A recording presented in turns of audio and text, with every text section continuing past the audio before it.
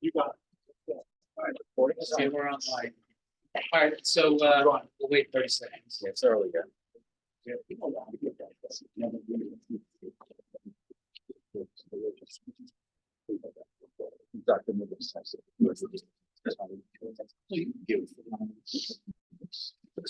Well, you took more notes than me. All right, whatever. We'll figure it out. We'll wing it. 2:15. Okay, gang. So it's 2:15. Seems like everybody that's here is going to be here. Anybody else comes late, we'll be late. So, like always, we're going to start with the Pledge of Allegiance, and then a brief moment of silence to remain. Please remain standing for remembering those recently departed service members, police officers, firefighters, paramedics, and EMTs who gave their lives in the service.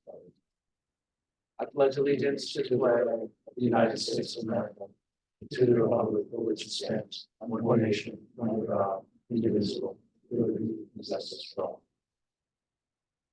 Thank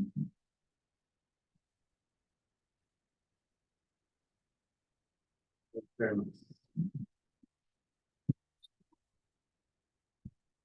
Call April 2024 REMAC meeting in. We have a quorum of physicians. We need to have 5. We have 1, 2, 3, 4, 5, 6, 7 signatures. So we're good. We have a quorum. We can conduct business. I just want to remind everybody that we are online, but that's just for web viewing only. There's no commenting or reports or voting from the online. At the last minute, I received an enormous amount of excuses by email. Some were sudden and kind of not associated with good things, but some were.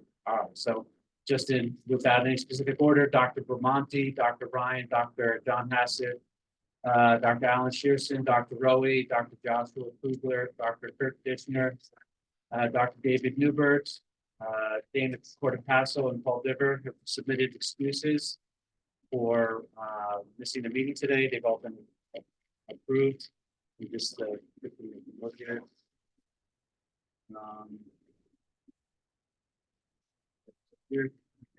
I need a motion to approve the January 31 minutes.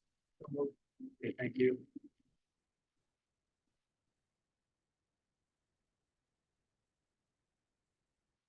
Buddy,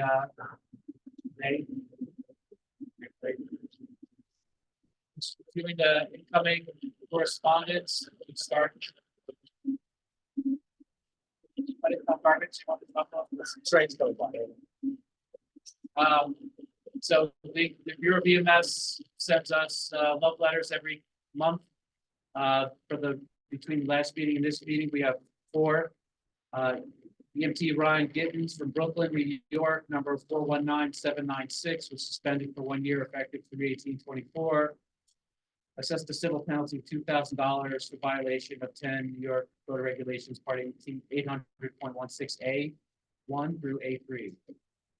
Then there's Arnaldo Deliz Jr. from Brooklyn, New York, EMT 477062. His EMT was revoked effective 3/18/24. Assessed a civil penalty of $5,000. Violations of Part 800.16A1-3, 1 through 3.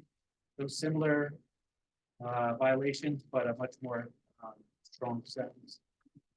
Amanda Van Hemstead Obelt from Salisbury Mills, New York, EMT 474737. Suspended for 1 year. Actually, effective 3/11/24. The suspension is stayed. She's placed on a 3-year probation effective 3/11/24. Assessed a civil penalty of $1,000, $500 of which is suspended pending her probation for violations of Part 800.16A10. Lastly is Jeffrey Ashdown of Modena, New York, EMT 346727. His certificate was surrendered effective 3/7/24 for violation of 800.15A2. The state's really cracking down. Just one I mean, this is the most suspensions and revocations and biggest fines we've seen in a while. Live On New York is the organ donor group that's here. It's one of the largest in New York. They wanted to meet with us, present to this body. To have EMS providers become aware of what organ donation and the organ donation process is, because there's a lot of misunderstandings. So we went back and forth with email. We agreed that they could come speak, and then they wanted the medical director of the program to come talk to us. And that doctor had a sudden scheduling conflict, so we're going to try and get them here at our next meeting. There were also a lot of incoming and outgoing emails regarding the sudden onset of or the sudden outbreak of measles. There was one patient brought to a local hospital, and then a flurry of emails went out to the agency managers who should have distributed to the agency providers. If it's hot and sticky and wet and it's not yours, don't touch it. That's basically it. If they have a rash and a fever, N95 and a gown.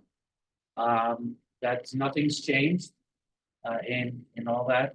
And we just need to remind our providers that they need to be diligent in protecting themselves, because like something that I share with everybody is no matter what, at the end of every day, you may be tired, you may be hungry, you may be dirty, but you get to go home. And we want everybody to go home safe and healthy. So please encourage your providers to use PPE if they don't have PPE or they're not trained in PPE. As medical directors and leaders of your agency, you're responsible to make sure that they have the necessary equipment. We received a letter from EAB notifying us that Dr. Jessica Barrios, thank you, has become the EAB agency medical director. The paperwork was complete, and we're going to vote on that under new business. I received an email from Todd Haken, who's replacing Mary Dumola at Nassau County Medical Center as administrator of emergency medicine and EMS. He's asking to join REMAC as a non-voting member. It's in TCC in New York. So that'll also be brought up under new business. Outgoing was the urgent notifications to the agency managers. And then on behalf of the quality committee, we sent a request for assistance to the New York State Bureau of EMS. That'll be brought up under quality. Moving on to reports. Any questions so far? Actually, I forgot, I skipped one part, which is approval of the last meeting's attendance, not just the minutes. Okay, we do the same two people. Thank you. Any objections or change? Thank you for letting me go back and correct that. For an awareness, this is the 50th anniversary of EMS Week in the United States. You guys are all a significant part of that. In this room, there's centuries of EMS history combined. I think that we need to remember that amongst all the celebrations and recognitions, New York State's adding names to the memorial again this year. We need to reflect and remember those who gave the ultimate sacrifice so that others can go on. I also want to make sure that I say thank you. Thank you to everybody here at this committee. It's not just the doctors, it's everybody. We're all one committee. The only reason why the doctors are only allowed to vote is because that's what the law says in New York State. Otherwise, we'd have everybody voting. This is not a committee without all of you, without your input, without your expertise. And it wouldn't be an EMS week without you as well. We wouldn't have a system without you. So thank you all from the bottom of my heart. Happy early EMS week. Our EMS week celebrations are in May after our next meeting.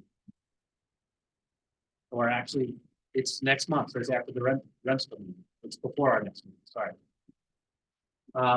Just a reminder, we've done a lot of amazing things in this group over these past few years, right? We've improved communication, we've changed policy procedure, we've moved to RSI as a region. We're demonstrating that you guys, and as a reflection of your agencies, are bringing care and compassion and the right type of care to the people that we're called to render aid to.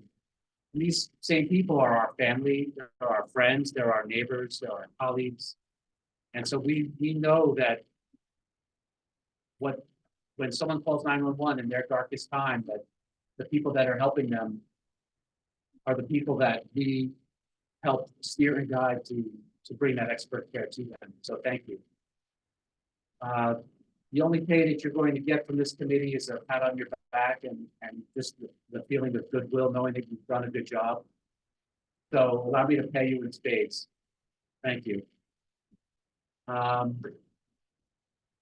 Yeah, that was all just from my heart. Thank you so much. So over the past few meetings, we've always talked about participation in committee work.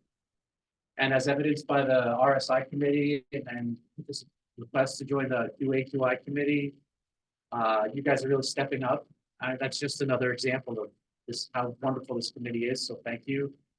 But just to let you know, our policy committee could use a little help. Those guys are, they're one man down, literally. So you could lend a hand, that'd be great. And the more input you have, I can only think the better our system will be.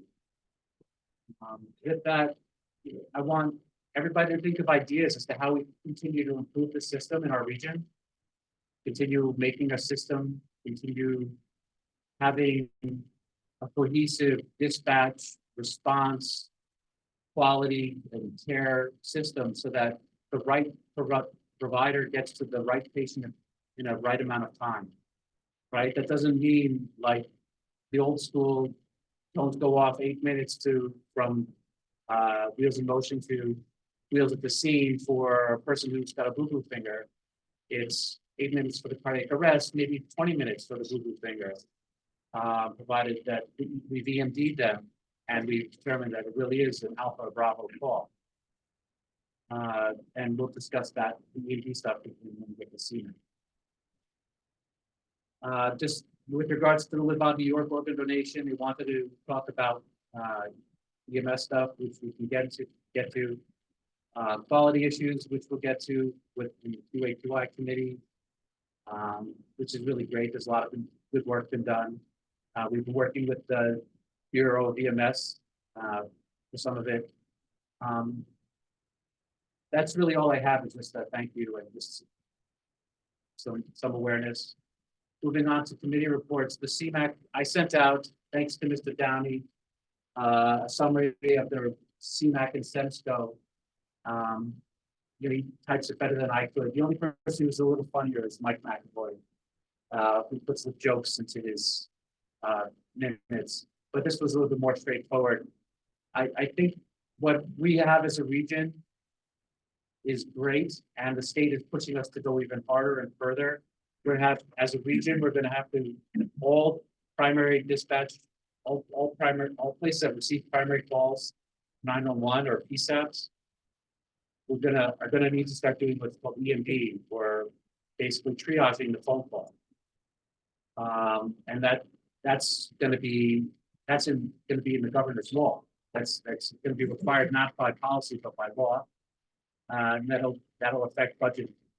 There's also a CMAC with mandatory minimum requirement of compliance with agency and regional quality, which again, it just has to do with why we're here, right? To take care of people. If we don't give a darn about what we're doing, then we're not doing anything for the person we're called to help. So please review the state minutes. They're very important. And one of the biggest and most contentious was the sunsetting of the CC. That's a done deal. It's not really up for discussion anymore. So if you have a lot of CCs in your agency, please get them to do the bridge, whatever bridge classes are available, because those are going to go away in 2 years. They're gone. They're having fewer and fewer students signing up for them, and to the point where it's not cost effective to run the class. So with that, Hi, good afternoon, everybody. Just a couple of updates. I appreciate we have a pretty full complement now. Like you want to always room for other participants. Anybody still interested, please let me know. We did have one emergency meeting about a month ago on an issue that we've been working on in the county. That is still in the sort of the resolution phase. The New York State is involved in some input, and we'll have that and bring that up at the next meeting once we get the resolution. Hopefully before the next meeting, June, I guess, we'll have another QA2R sub-meeting. We'll go through those points. The one, again, we're talking mostly about airway issues and things of that nature. So those are things that we're addressing with. Don't have anything else on that. I'm going to run a bunch of updates.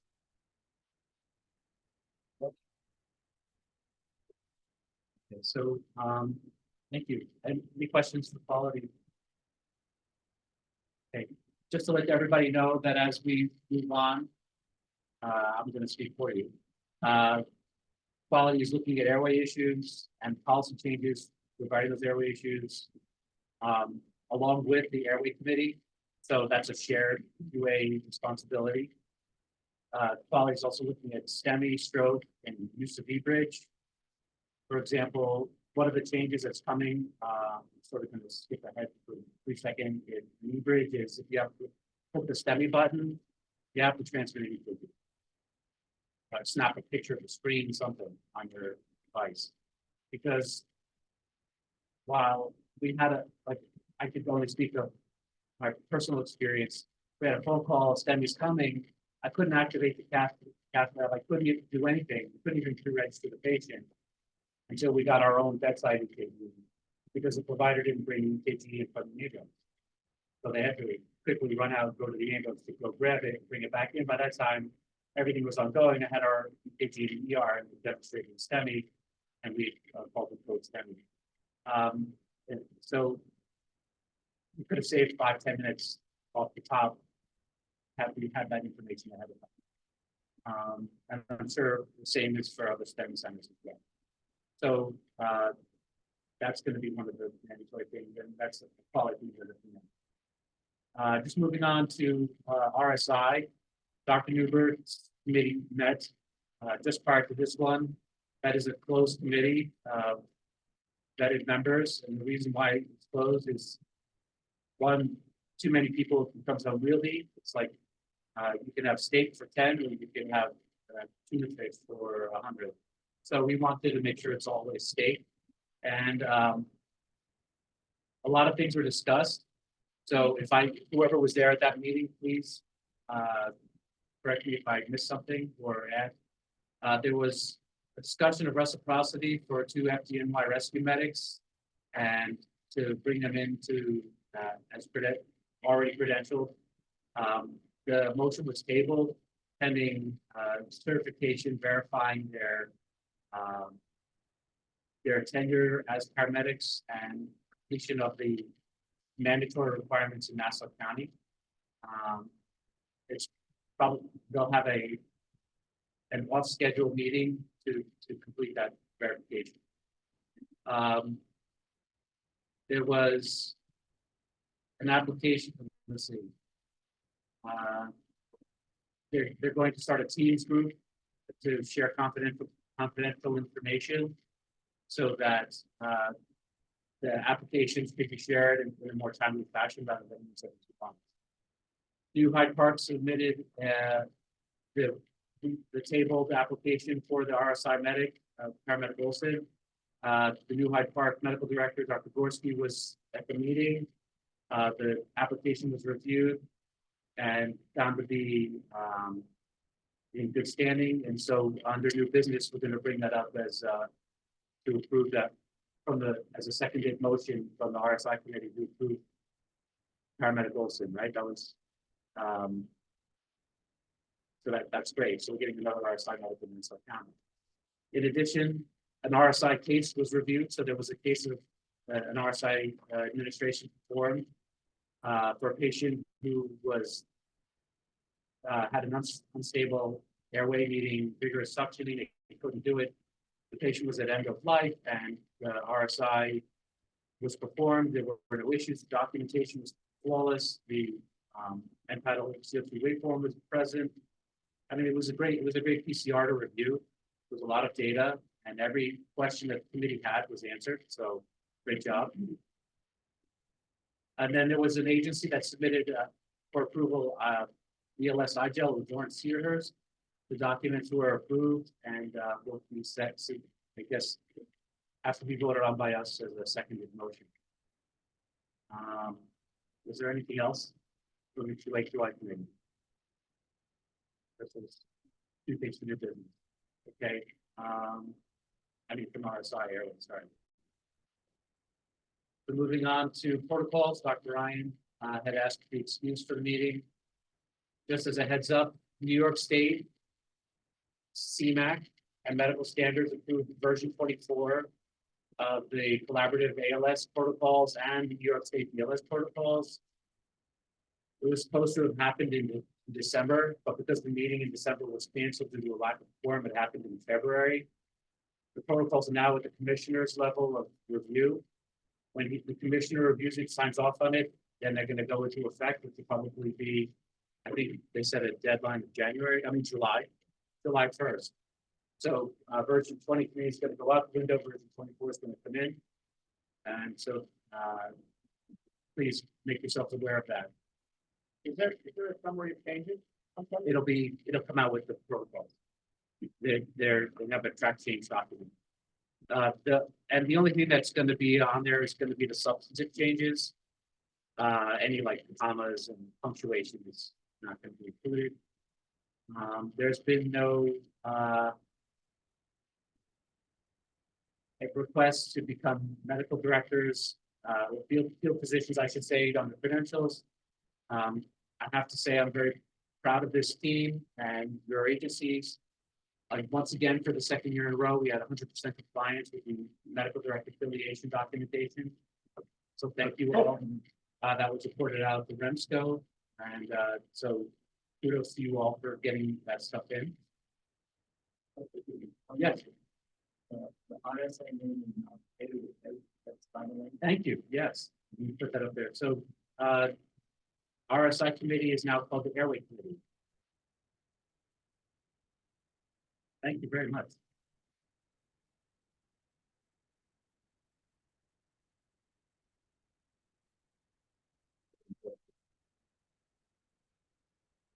Thank you for that. Okay, so that was the only thing on the credentials. Under policy. Drs. Vermont and Jason are both excused. Anybody have anything under policies? No. Okay, so RTAC, anything new? Not a peep. Okay, so there was a change in staffing, change in the committee, and I guess nobody knows what the other person's doing. So Reorganization. okay, thank you. I'll put that's what I will Fold it, please. Yeah. RTAC, I'll put under construction.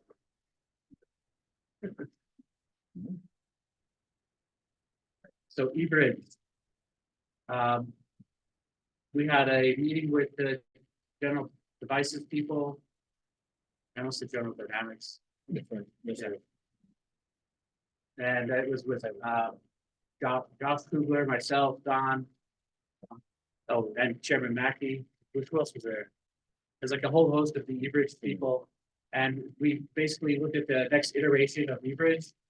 What we saw was one, we're coming up with an electronic document for verification of the endotracheal tube or any advanced airway. So the ER doctors are going to have to sign off, but there's no place on the form, on the eBridge form for the doctor to sign. So they'll have to type in their name with their medical license number. That's the only way we could verify it at this time. eBridge is working on a form that's signable, but at this time we don't have that. So what that does though is it allows us to go back and ask the doctor to sign this. So it makes accountability. The form doesn't go anyplace except it will live on the regional DScribeX server, which is the eBridge server, which is a confidential server. It's HIPAA protected, and only the chairman of quality, myself, and Airway and Don have access to it, I believe, right? And you have access for recording purposes. Yeah. So you can Google any of your statements. Yes, of course it's safeguard. I can pick up the phone and call that doctor and say, hey, did you sign this? Right. And if the doctor says no. Yeah, so if the doctor says no, then that will begin an investigation. You know, it'll be with quality with the agency medical director, and that provider will probably lose their privileges on many levels. And if they do it for a living, you know, it's a state reportable incident. Forging a doctor's name is also a felony. Right? So you can't do that. So there's a lot of crimes involved. Right. I'm just thinking that in New Jersey, when we did this, the doctor addicted to having a physical place. Went through the job. There were things that they I think this form has that. I think the electronic form has that, the space for the doctor to confirm the placement. It's basically the paper form that they just typed me the electronic version. So for this group, like I said, the 12 lead EKG attachment is mandatory for STEMI patients. We're going to try and roll this out in May. The general devices people are kind enough to create training videos for us. So we're going to have a 2-week roll-in of the training videos and then look to switch and turn it on completely. I think that would be sort of the best. This way, once it's on, we're going to try and get everybody to sort of touch that training. So we'll push it out and encourage the agency managers to get their providers to train on it. With regards to weekly usage of eBridge and number of calls, one of the things that I encourage everybody to do is look at the weekly EMS coordinators report. Don takes the data from the eBridge database and pulls it and puts it into a nice graphic.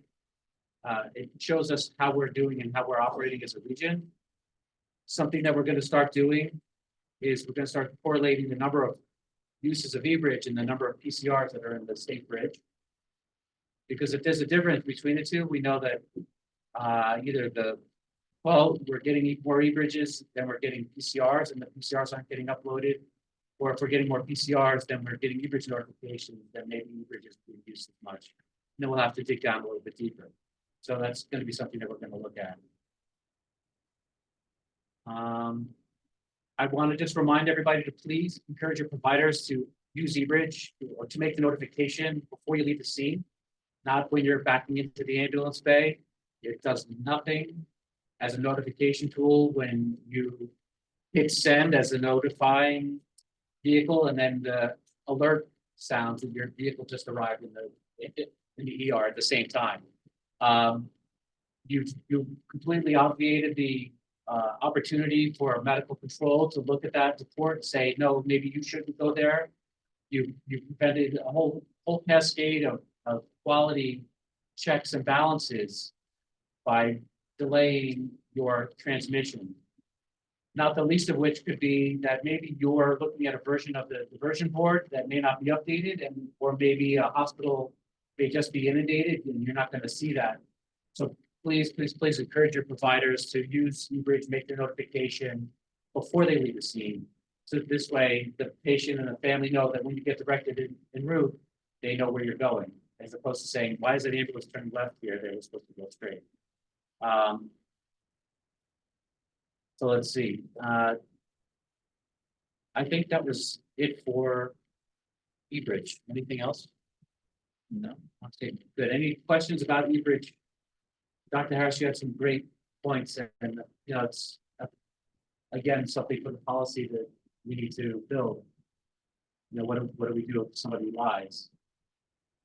I guess we'll deal with it on a case by case basis. and get the doctors out of them. Have all the updates happened in terms of the salaries? So that's coming out with this whole thing. We're rolling it all out in May. So there's gonna be a green button and a green/yellow button for the BLS ALS notification and a red BLS ALS notification. That green yellow button, your facility can change the sound to, play show tunes if you want, whatever it is. But all the other ones are gonna be the annoying sounds because those are high priority alerts. So yes, you could, that's happening in May as well, when this whole thing rolls out. Thank you for asking, because that was an important change. Let's see. So with regards to the EMS modernization and redesign tech, there was a document that was just completed and put out, but not reviewed yet, so that needs to be reviewed. Hopefully that committee is going to be reinvigorated. I believe it was stated that it would be done after the cricket tournament Right. in June. It's circulated through the county administration, has come back from Chief Guttaro to be reviewed by the council. REMAC has a copy of it and the other agencies, and we will revisit it at a separate meeting to go over it, see what the final recommendations are going to be, compared to what the state recommendations are going to be through the executive budget and any bills that are currently passed with them. So, Thank you. and then the next few months, I'm sure we'll see some changes, Yeah. or at least once again proposal for some change. But I think that what happened, even though cricket was sort of thrust upon us, sort of haphazardly, it's showing the weak links in our system, and it's forcing us to reinforce those links. So that's part of the reason why that 5-inch document there that Chuck Hess was produced. So more to come on the EMS modernization tag, which is really great. So Chairman Mackey, EMSCO. Okay, thank you, that's cool. Yeah, just a few things, once again, just to note, as we move forward, the next couple of months. For all the agencies, the NEMSIS 3.4 will be changing over to 3.5 effective July 1st, 24. Make sure we'll be checking with their vendors to make sure that they are being compliant and stuff with getting that ready to be rolled out. The agency's responsibility with that to make sure that it gets done. The New York State REMSCO awards, the awards forms and nominations are up on the website, also on the state website. They're due back by email to the regional council at our email address by April 15. A lot of things coming up. We're working on a date. Once the committee gets the awards and starts to look through them, we'll look to get a date for the award ceremony. We tried to do it the past couple of years during EMS week. Unfortunately, with everything going on, we're not quite sure if that's going to be possible with some of the changes, especially with the events that are coming up during May and the early part of June. The MCI plan, once again, continues to be updated. We're meeting weekly on that. The plan, once again, has been adopted. It's gone through communications. We're working on getting all the agencies to have all the proper communications for MCI, as well as working with training and ed to develop training modules that, once again, and an overview that will be rolled out in what we call mini modules in the next couple of months, so that we can be up and ready should we have to utilize it during any events coming up with that. Once again, more to come. We'll be meeting again on Friday on that.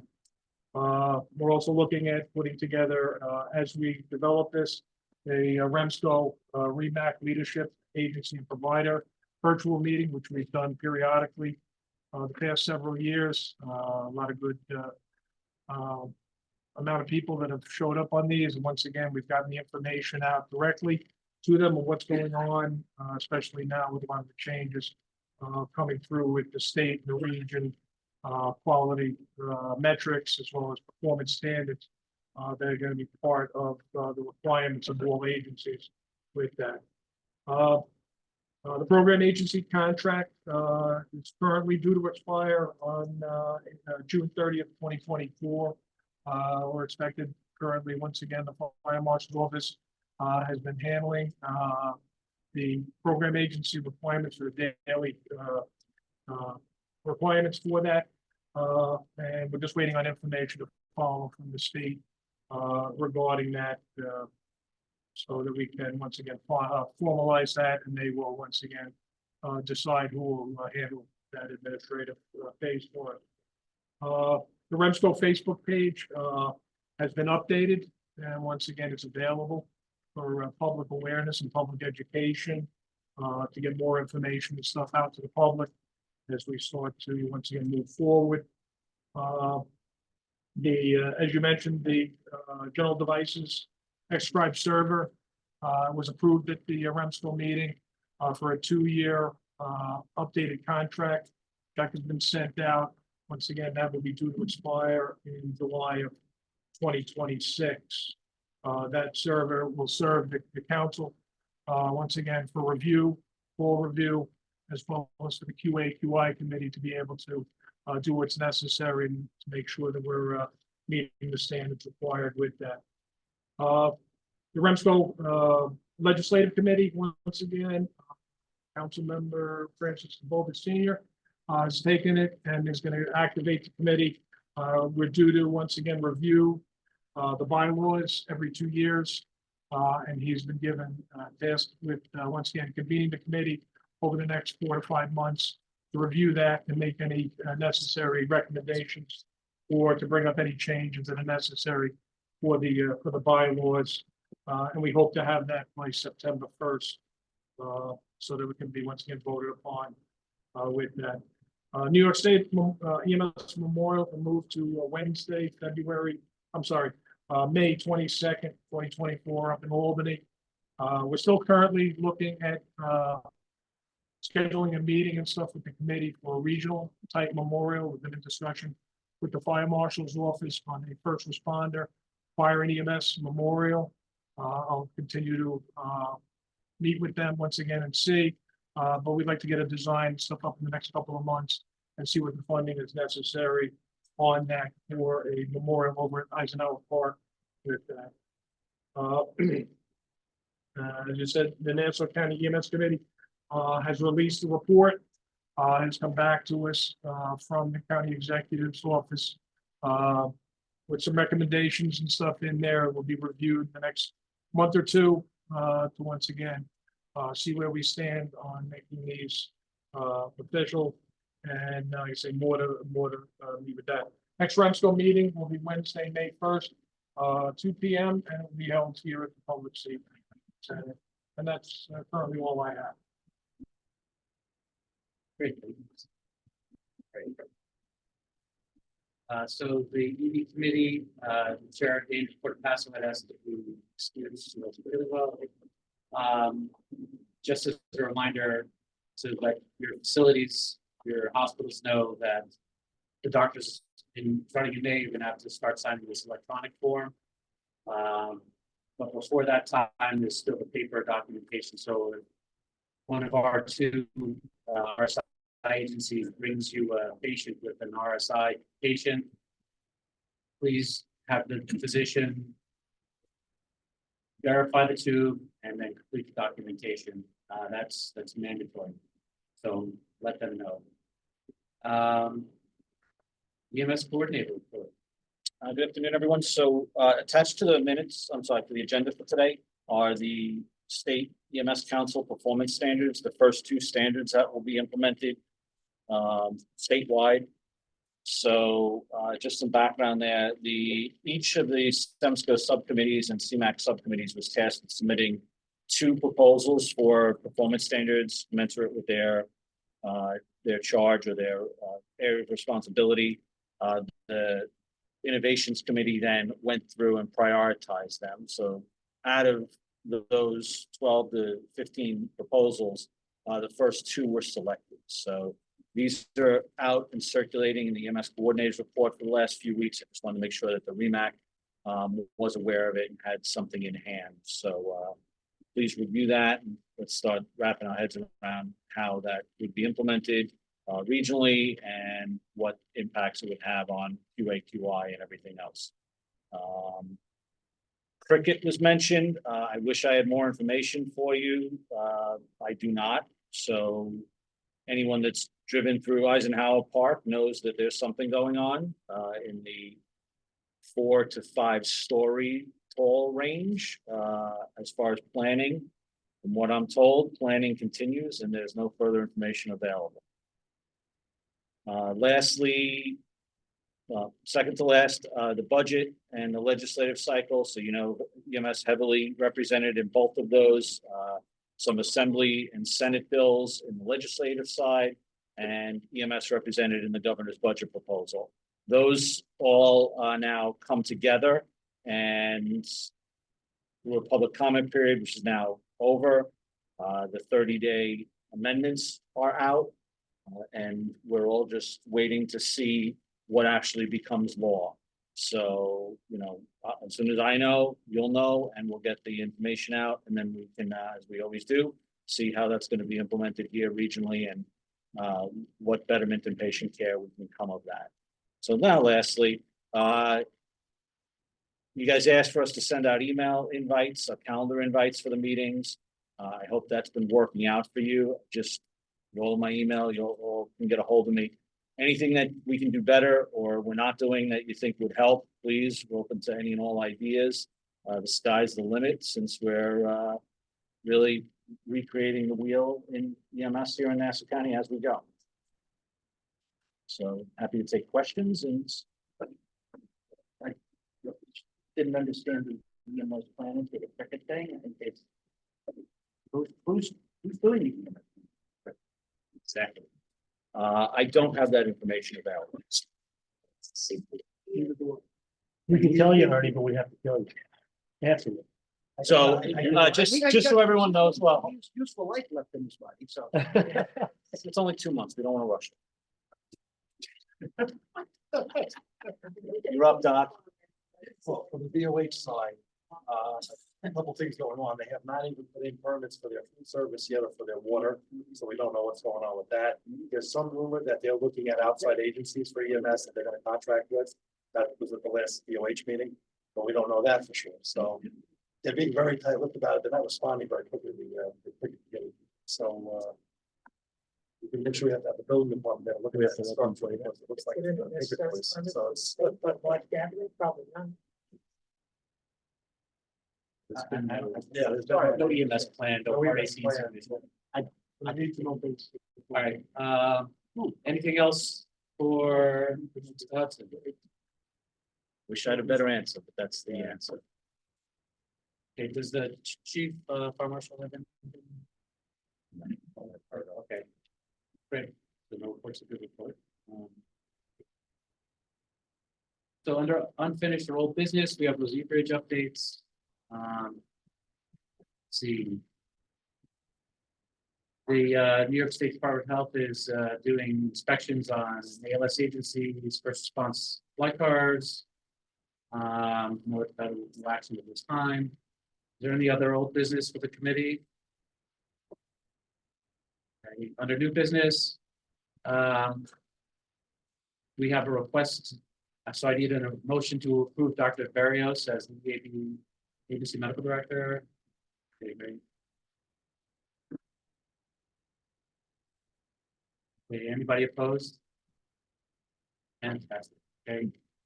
Comes as a seconded motion from the RSI committee to approve paramedic Olson from the New Hyde Park Fire Department as a RSI credentialed paramedic. All his documentation was in order, met regional criteria.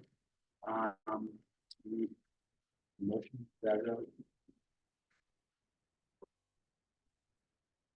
Okay, anybody opposed? Fantastic, moving along. We need it comes as a seconded motion from the Airway Committee to approve Lawrence Cedarhurst as a BLS IGEL agency. I saw the director, Dr. Harris. Any opposed? Moving right along. Okay, and then, so from the membership, our bylaws state, I know it's kind of archaic to bring them up, but having missed 2 or more meetings in a row is considered to have resigned. That's a quote from the bylaw. Considered to have resigned from the committee without an excuse. At this time, Dr. Bugin has missed more than 2 meetings in a row without an excuse. So in order to continue to keep the committee vital and live, we need to keep members who are active and willing to participate. I need a motion to remove Dr. Booten from the active voting membership role, so that this way we could either move in Dr. Mulbauer or Dr. Thomas to the voting position. Dr. Matthew, thank you.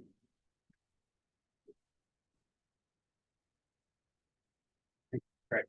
Yeah. All right. So, Dr. Kirkman, I need a second for this motion. Okay, because we're changing the membership, I'm going to do a roll call vote of those members present. Dr. Barrios, yes or no? Yes. Okay. Dr. Booten. Dr. Griswold, yes or no? Okay. Dr. Harris, yes or no? Yes. Dr. Hess, Dr. Keenan? Yes or no? Okay. Dr. Kirshen? Yes. Okay. Me, yes. Josh is excused. Dr. Newbridge is excused. Dr. Politi? Yes. Thank you. Dr. Miller? Dr. Silver? Yes. Dr. Singh? Yes. Dr. Ting? Yes. Dr. Zazo? Yes. It's unanimous. Okay, so now, of our 2 CHS docs, which of you guys is gonna move up? We talked about this.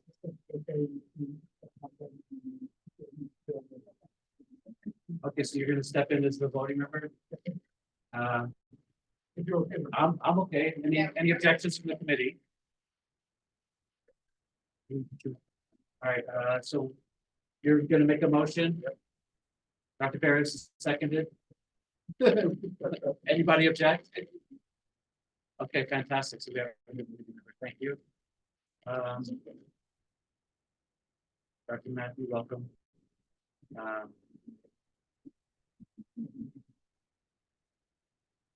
So another thing under membership. Mary Jamola I got received a letter from Todd Haken, who's administrator of emergency medicine and EMS at NUMIC. He's asked to replace Mary Jamola as an ongoing member on our committee. He's a CC in the region as well. I just need I guess, Dr. Singh, Dr. Kirsten.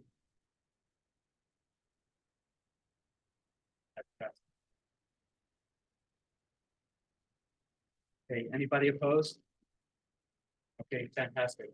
So just let Todd know. I tried sending you by email what's going out. Oh, yes, okay. Todd, congratulations, condolences. All right, is there anything else under new business? Yeah. Yeah, so my apologies, that was brought up to me. I forget. I was quickly typing the agenda and I forgot to put the month. So yes, it's June. So it's next month is Remsco, then the month after is REMAC again. So thank you for the clarity. Our next meeting will be in I didn't have it here Wednesday, June 5th. The location to be determined. Yeah, we're working on it. Thank you. And then Steve? Yeah, I think that discussion you and I had earlier. Is there any way that we can start to look at that device that So the department that was considered by this committee many years ago. It was actually brought up to the State Department. We're talking about like that. It was determined by the State Department. This is when Lee Burns was the director of EMS. This is how far back that was. It was determined that it is not a suction device. It is not a FDA approved medical device. It can't be on a New York State certified ambulance. So it could, so it's basically like a homeopathic remedy. It's like you want to, like do some smelling salts and whatever. The fire chief wants to do whatever he wants in his car, that's fine. In New York State certified ambulance, you're gonna use the BLS maneuvers for choking victim plus your onboard continuous suction device that can get up to 80 to 100 millimeters of mercury of suction. I think that's a minimum requirement. Something like that. So they're not allowed on the ambulance. And it's two papers that wrote about this paper, but either. Right, so it's, just as an aside, I've been asked on multiple occasions from multiple countries to speak towards this. And, there's no literature that supports the use of this device as a medical device at this time. The studies were limited at best. Companies advertising very heavily direct on fire departments. So, At right, schools. right, and there's no medical indication for the device. If I was against it and I was told by my work pay, no, you're gonna buy 8 of them. Okay, Yeah, but you can't put them on your ambulance. that's what they did. They're not gonna have enough money to cover lawsuits, so they go anywhere. So it's. Thanks to the donation, from the company, but Right, right. they're propane rest. Yeah. Yes, correct. I'm a school. Yeah, Dr. Harris. Maybe we're done discussing. Yes. Moving on. Thanks for the opportunity. So, I had sent you an email about where the project goes to. In May of this year, so 2 months, the pre-hospital pediatric readiness program launches. So for those of you who already worked in these for many years, this is actually the 40th anniversary of EMS program this year as well. For about 15 years, EMS pediatric readiness is a program that to raise your hand to be better. It's 3 parts, right? There's a gap assessment that takes an hour, right? It gives you a score and a quartile compared to other hospitals that is private, you know, publicly available. If you want to think of it in the hospital. It gives you a gap analysis broken down into 7 buckets. I used to forget all the 7, but it's equipment, personnel, protocols, transport agreements, etc. And now 15 years into speech ready, there's been 2 large studies that basically show that emergency departments, general emergency departments, so children's hospital, by the way, do this as well. None of us the emergency departments that perform in the highest quartile of 1/4 of the mortality regardless of volume, than the lowest performing quartile. So based on this data, the EMS for children, the EIIC, which is like their research and advocacy group, several years ago put together a steering committee sponsored by all the alphabet people, NOSP, pediatrics, ASAP, ENA, etc., NREMT, and put together a EMS specific pediatric pre-hospital readiness.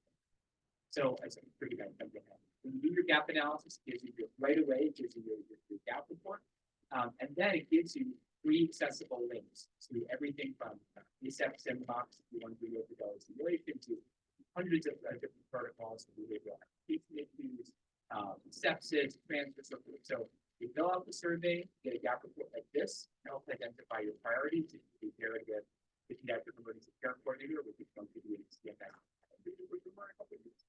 in the hospitals, and is an ACS requirement this year to be pediatric ready for 2025. So you do your test, you get your gap report, and then all of a sudden you have this access to totally free, very hands-on, very friendly things to improve your score, and eventually looking at this like a DCS, which for every 2 years, you aim to improve the other 10%. That same paradigm is being shifted to pre-hospital care. Piloted in 4 states so far, and going live in 50 states and 9 territories in May of this year. This only works within you, right? So if you don't fill out the survey, you don't have to know what to tell you.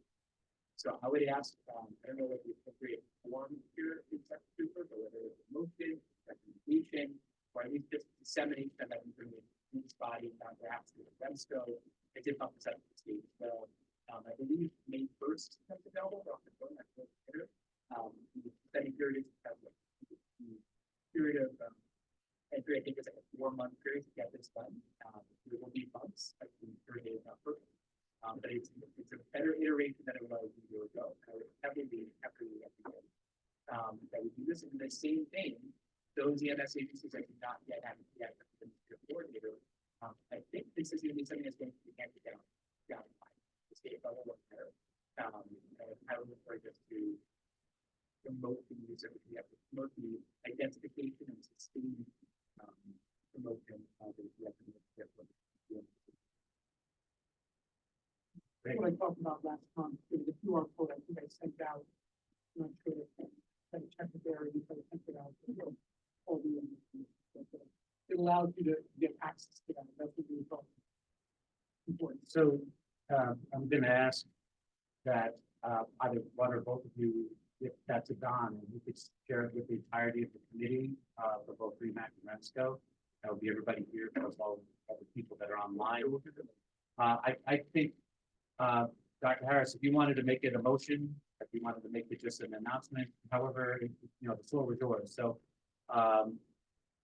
as my opinion is trying to move, instead of catching up with everybody, why don't we take a step ahead and be in front? This will give us that opportunity to take the lead once again. And so if you'd like to put that in the form of a motion and an action. Yeah, I mean, I guess the motion, I think you have to find the motion, I guess the motion is that all participants that participate in the REMAC. Distribute information about the right to the government and encourage their mandates.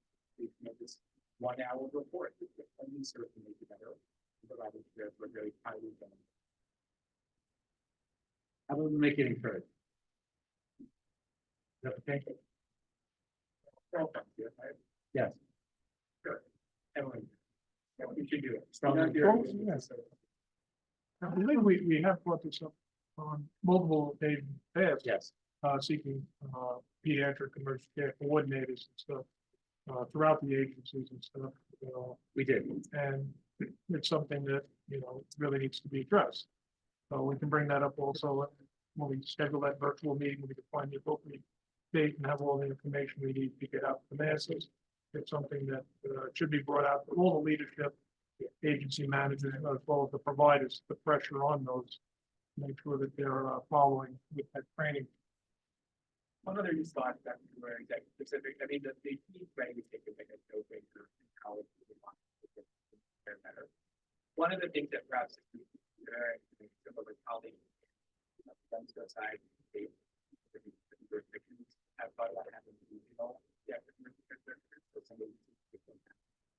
people that the volumes, the recommendations around the tech are big enough to say, look, there are 4 or 5 agencies in the area that, individually don't have the time or capacity. Like with the county, Right? I think Colony is one of the ones.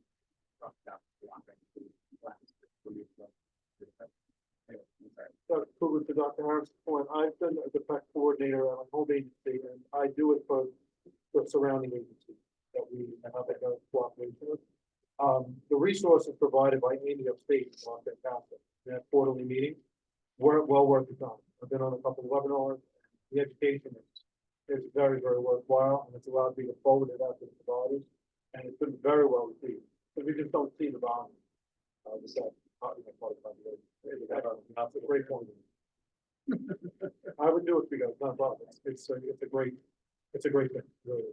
Well, Dr. Kruger tonight touched on that, so what does not yet exist, and I'm not making a motion now, but perhaps I am not aware of the REMAC, many REMACs have, I'm not aware of a REMAC, maybe a couple of ago, that has a sort of person who owns dissemination of information to the text of the agency level or the level or the education, a lot of stuff that Amy and city if you want to really be forward thinking and a lower thing to do, probably not super high responsibility. Whether it's in the body or the REMSCO, we think about what this is the value of providing oversight and support to the care and connect. I think that's part of the So just to clarify, there's a motion that you initially put forward, which was to encourage all participating members of the REMAC. Actually, the motion is all participating members of the REMAC are strongly encouraged to complete the PECC survey. The hospital, right. It hasn't been made available, it was live. You're a part of the pilot, I don't know if you're part of the pilot. So that is the motion. Is there any more discussion on that? Okay, just need a second for Dr. Harrison. Any other pediatrician? Okay. Yeah, that's an easy one. I'm always happy to encourage people to be followed. So now we have a motion and a second. All in favor? Just grunt something? Okay, anybody against? Anybody opposed? I mean, anybody abstaining? Okay, so it's unanimous. So that passes that we will strongly encourage the membership of the REMAC to complete this survey when it's available.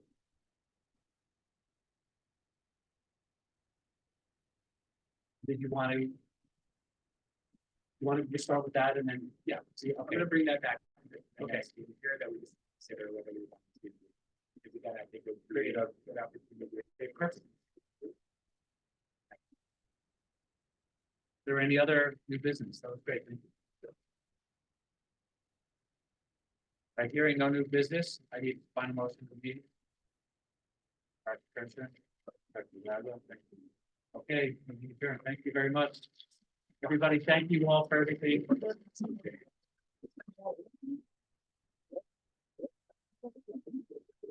Yeah.